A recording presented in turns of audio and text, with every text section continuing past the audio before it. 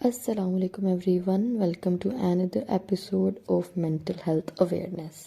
तो आज हम बात करेंगे एक ऐसे टॉपिक की जिसके बारे में डिस्कस तो कोई भी नहीं करना चाहता, कोई मानता भी नहीं है कि मैं भी ऐसा काम करता हूँ या करती हूँ, बट सब लोग करते हैं एंड कहीं ना कहीं हर कोई इस एक हमारी सोसाइटी की बुराई का शिकार ज़रूर बनता है, and that is criticism.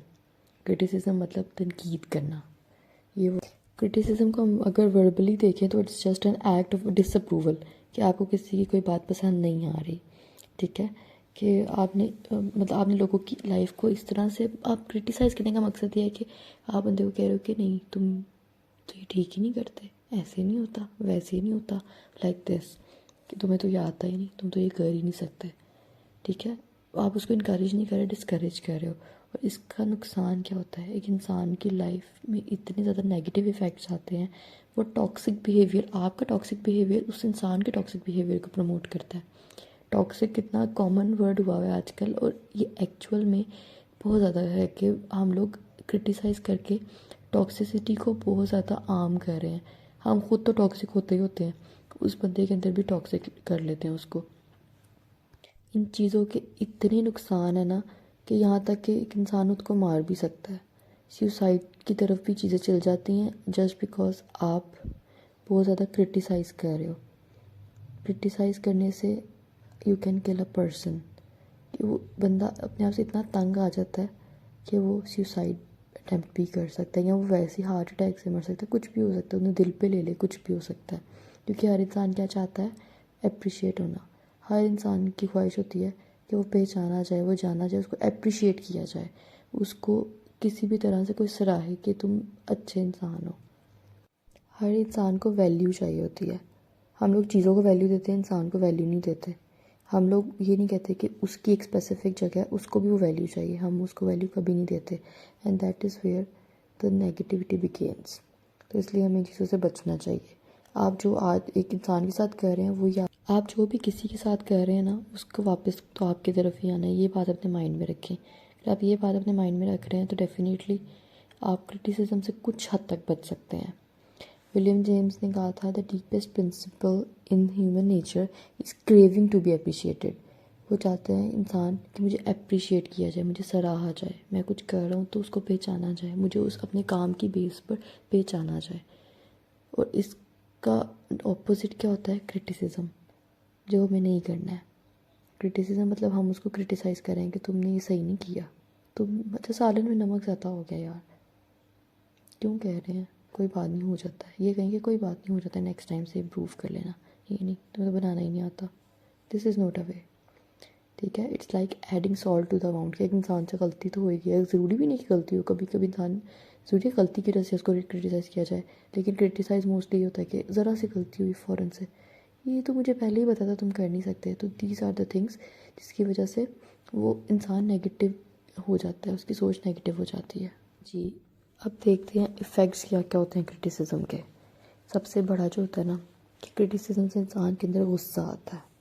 Criticise जब आप एक इंसान को करते हैं तो उसको गुस्सा आएगा डेफिनेटली। एक इंसान को जब आप बार बार एक गलत कह रहे हैं कि नहीं तुम गलत हो, तुम गलत हो, तो उसके अंदर गुस्सा तो आएगा। गुस्सा तो इंसान के अंदर है, ये एक पर्सनैलिटी ट्रेट है ही है। उसका गुस्सा आएगा, उसका गुस्सा बढ़ेगा।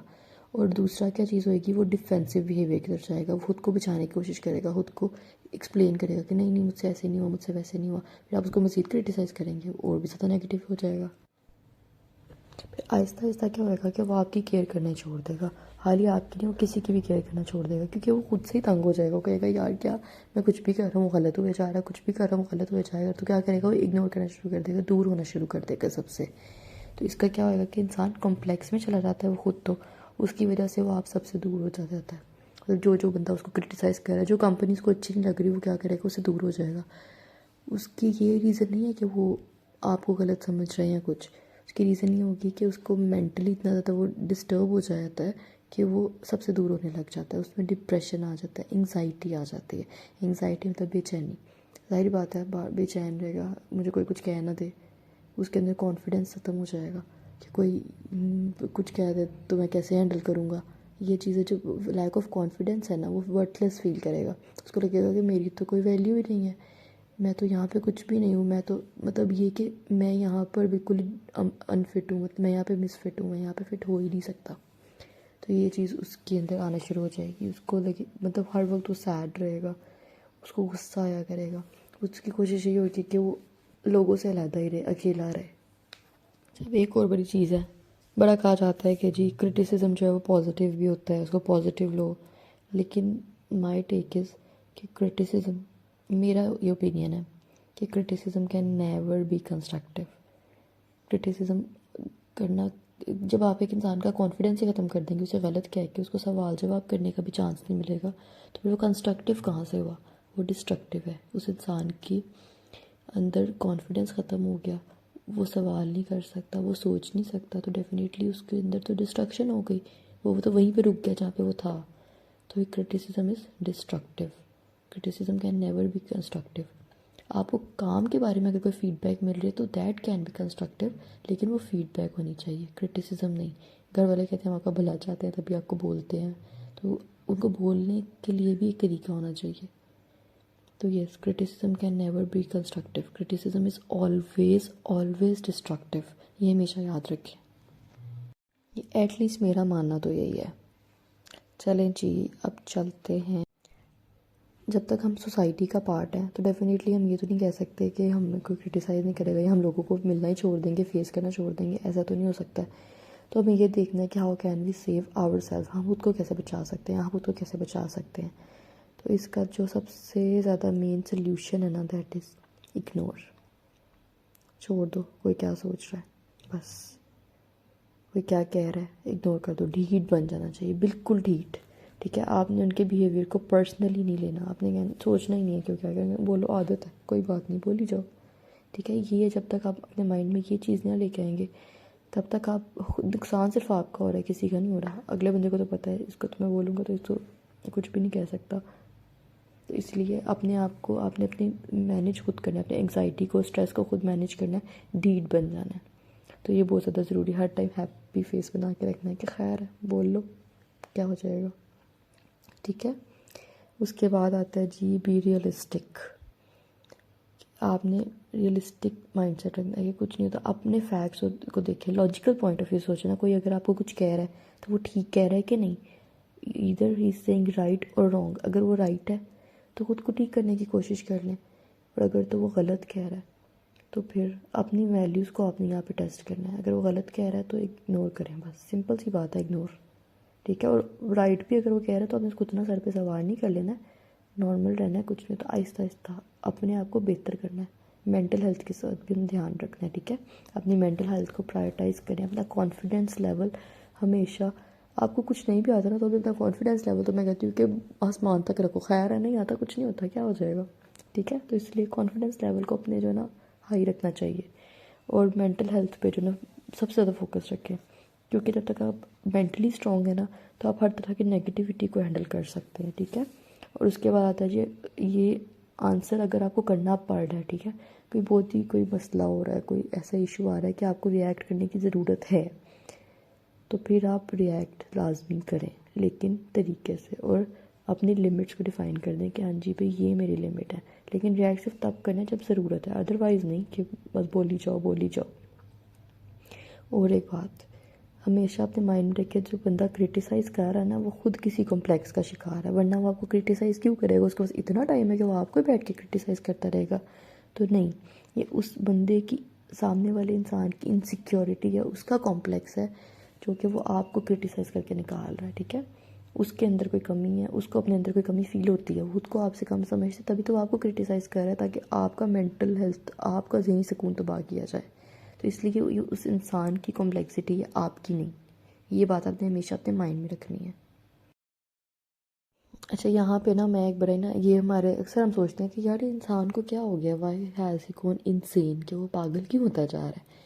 तो ये क्वेश्चन ना बहुत सारे लोगों के माइंड में आता है अक्सर, जब एक इंसान जो है ना वो देखते हैं कि अच्छा उसको एकदम से क्या हो गया। वो एकदम से नहीं होता, वो स्लो पॉइजन जो आप देख रहे होते हैं क्रिटिसिज्म के थ्रू, उसकी वजह से होता है। तो क्या होता है कि वो अपने आप को इतना ज़्यादा लैक ऑफ कॉन्फिडेंस आ जाता है, अपने आप को कम समझने लग जाता है। तो क्या होता है, आहिस्ता आहिस्ता उसके अंदर अग्रेशन बढ़ती है, उसको गुस्सा बढ़ता है। तो क्योंकि आपने उसको कभी इनकरेज तो किया ही नहीं, तो आहिस्ता आहिस्ता वो स्टबर्न होता जाता है, ज़िद्दी होता जाता है। उसको पता है कि उसको फीलिंग ऑफ इम्पोर्टेंस चाहिए, और फीलिंग ऑफ इम्पोर्टेंस उसको कब आती है, जब वो वर्ल्ड ऑफ रियलिटी से निकलता है, जहाँ पे उसकी कोई इज़्ज़त ही नहीं है। वो फिर जब उसको पता है कि जब मैं गरज बरस आएगी उसके अंदर, तो डेफिनेटली फिर उसको इज़्ज़त मिलेगी। उसकी इज़्ज़त ना मिले लेकिन एटलीस्ट उसकी बात मानी जाएगी, उसको इम्पोर्टेंट फील होगा। तो ये होता वो स्लो पॉइजन ही है जो क्रिटिसिज्म के थ्रू उसको दिया जाता है सोसाइटी की तरफ से, क्योंकि हर कोई ऐसा तो नहीं ना होता। लेकिन वो स्लो पॉइजन एंड में जो है उस इंसान की अग्रेशन के तौर पर एक्ट करता है। इसीलिए याद देखें कि अगर तो कोई इंसान ऐसा हुआ तो कहीं इसमें आपका तो कोई रोल नहीं था। चलें जी, अब एक लास्ट पे एक बहुत इम्पॉर्टेंट मैसेज, कि इम्पॉर्टेंट मैसेज इसलिए क्योंकि ऑब्वियसली आपने किसी ना किसी तरह अपनी कन्वर्सेशन को कंक्लूड तो करना है ना, कि हमें क्या करना चाहिए। मतलब हम तो उसको तो कह रहे हैं जिसको क्रिटिसाइज़ किया जा रहा है वो क्या करे, लेकिन हमें एज अ सोसाइटी क्या करना चाहिए। हमें पॉजिटिव रहना चाहिए, हर किसी में से वो कहते हैं ना कीड़े नहीं निकालने चाहिए। ठीक है, जो जैसा कर रहा है वो अपने लिए बेहतर समझता होगा, ये समझ लें, तो फिर सुकून रहता है। अपनी लाइफ पे फोकस करें, दूसरों की नहीं। इनकरेजिंग हो, अगर आपको कोई चीज़ अच्छी लग रही है तो फ़ौरन अप्रिशिएट करें, तो हमेशा की तो अप्रिशिएट करें। अप्रिशिएट करने से आपकी और सामने वाले इंसान की दोनों की मतलब मेंटल हेल्थ जो ना अच्छी रहती है। और always be the reason of someone smile. ठीक है। एंड उसके अलावा एक बात कि क्रिटिसिज्म हमेशा वर्ड्स के थ्रू होता है। ये नहीं है आप इसको मारना पीटना शुरू कर देंगे तो क्रिटिसाइज़ हो रहा है, नहीं। जो फिज़िकल टॉर्चर एक अलग होता है और एक इमोशनल टॉर्चर बहुत ज़्यादा इफ़ेक्टिव होता है। तो इसीलिए वर्ड्स का सही इस्तेमाल करें। बस यही मैं कहना चाहती थी कि अपने वर्ड्स को सही तरह इस्तेमाल करें, क्रिटिसाइज़ करना बंद कर दें, ताकि आपकी वजह से किसी की लाइफ में कोई मसला ना आए। तो इस के साथ साथ थैंक यू सो मच। और इसी तरह आप लाइक शेयर सब्सक्राइब करें और लोगों की हेल्प करें। मैं भी कोशिश यही करूँ कि लोगों की मैं भी यही ट्राई कर रही हूँ कि लोगों की हेल्प करूँ, बिकॉज ऑब्वियसली हमारी कोई ना कोई बात किसी ना किसी से रिलेट कर सकती है, और शायद हमारे वर्ड्स किसी को सूट कर सकते हो। तो इसीलिए वी शुड ट्राई कि हम हमेशा अच्छा बोलें और किसी के फ़ायदे के लिए बोलें। अल्लाह हाफ़िज़।